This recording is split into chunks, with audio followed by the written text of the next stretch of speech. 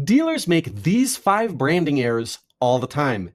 In this episode, we're going to talk about 5 very common branding errors that could be holding your dealership back. Learn what they are in this episode of Down Payment.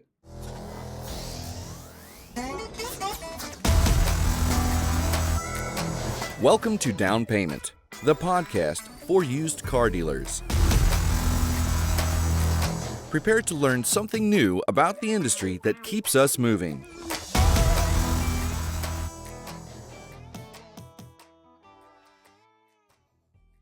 Check out all our podcast content on our social media channels. We are at Down Payment Podcast on YouTube, Down Payment Podcast on Instagram, and Down Payment Pod on X. Welcome back. In this episode, we're going to talk about branding yet again. We talk about branding a lot because it is so freaking important to car dealers.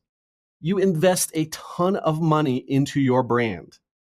Your customer acquisition costs in this industry are so high. All of that advertising that has your brand attached to it, that is an investment in your brand. And your goal should be to build strong brand equity in the markets that you serve. Now, we want to talk in this episode about some very common branding errors that I see lots of dealers make.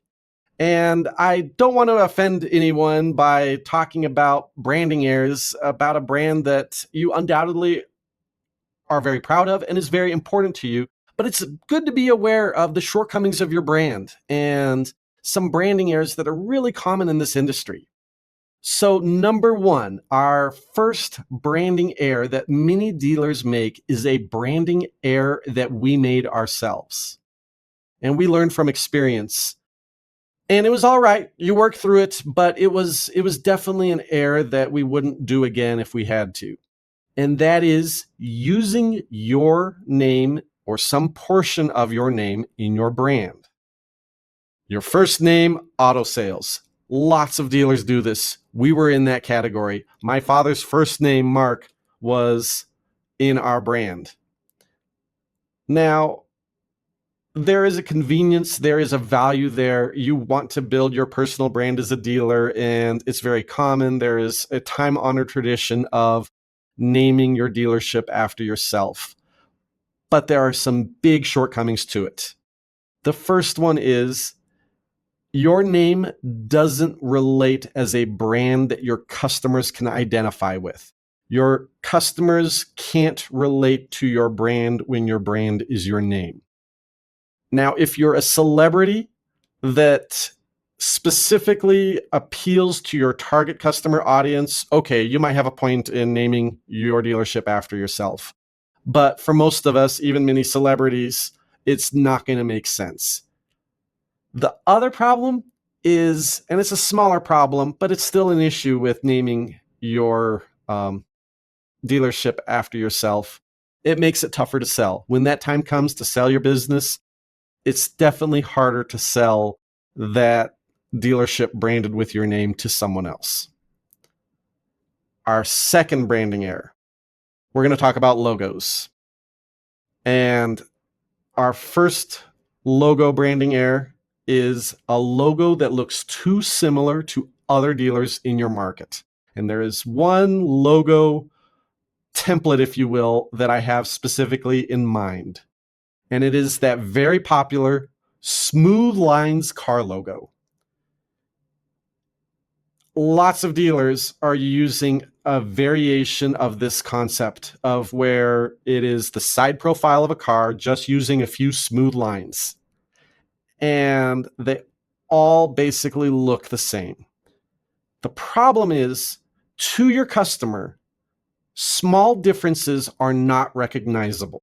When they're looking across the entire spectrum of media with all sorts of dealers advertising to them, small differences in logo are not recognizable to them.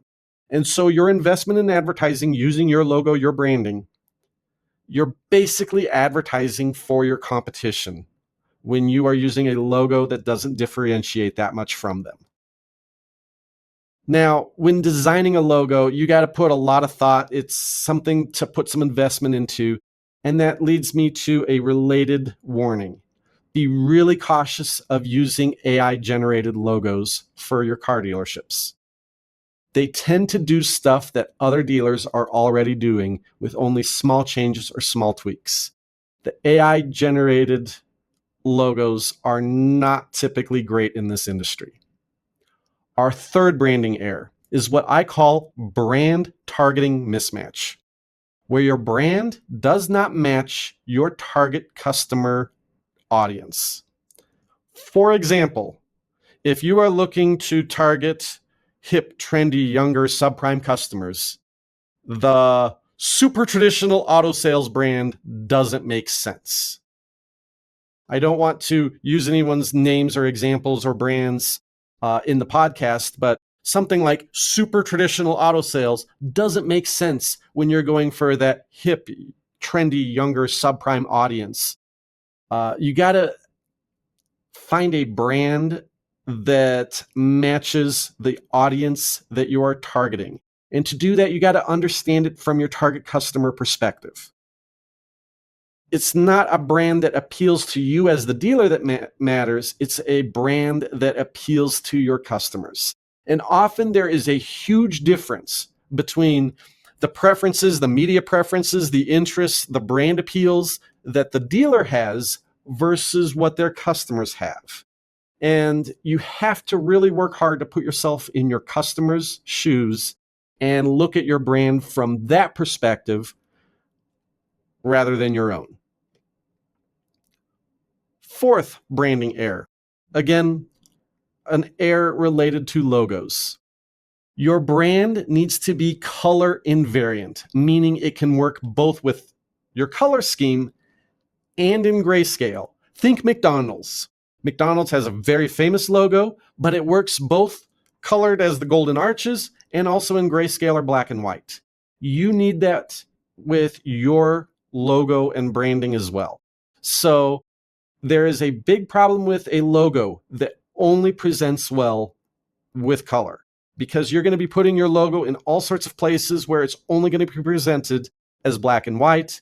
And you, worst case scenario, don't want to have a logo that differentiating yourself from your competition relies on it being in color. You want to make sure that it is distinct and differentiated from your competition, whether it's in grayscale or in color. And then the fifth branding error that we'll talk about today, and that is something that is just a brand that is too common. And for sure, in one state, there should only be one dealership with that name. But if you have a common car dealership name that is also used in other states, you're going to run into problems with availability of good website domains and social media properties. And you're also running into a problem where you're just not distinctive enough so that you don't have the ability to punch above the noise and build that brand equity that customers will, over the course of years, see, relate to, and be top of mind when they go to buy a car. With that, it's been 5 branding errors. You might have a dealership that falls into one or more of those. It doesn't mean that you have to change everything, but it does mean that you have some shortcomings that you at least need to be aware of and work towards solving in the course of your marketing journey with your dealership. But that's enough for now. It's been another episode of Down Payment, the podcast for used car dealers. Check out our podcast on all our social media channels. We are at Down Payment Podcast on YouTube, Down Payment Podcast on Instagram, and Down Payment Pod on X.